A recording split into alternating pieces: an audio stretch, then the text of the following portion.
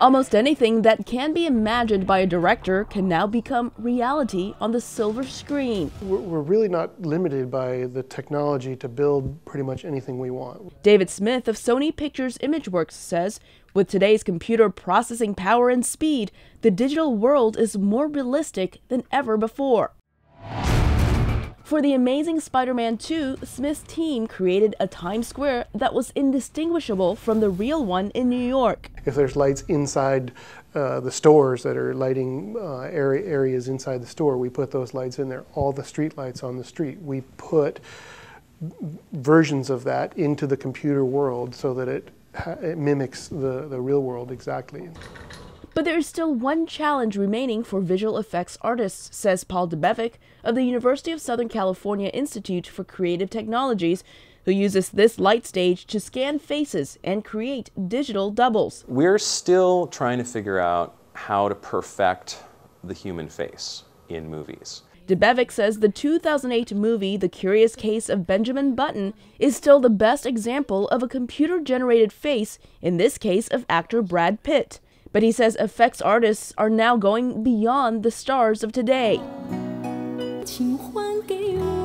Last year, they created a digital double of deceased Asian pop singer Teresa Tang in concert with Chinese pop star Jay Chou.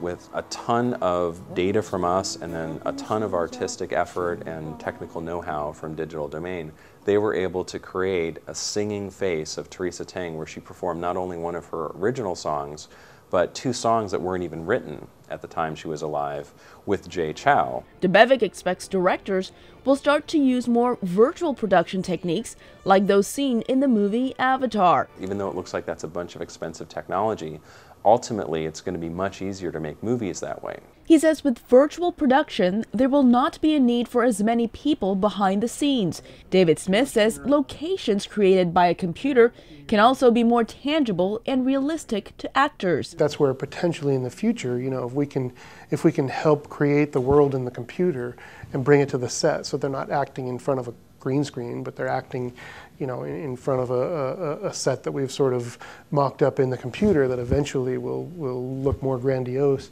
they'll have something to grasp there. But visual effects artists agree, even with improved technology and the potential to create anything in the virtual world, there is no replacement for a real actor interpreting a character in a movie.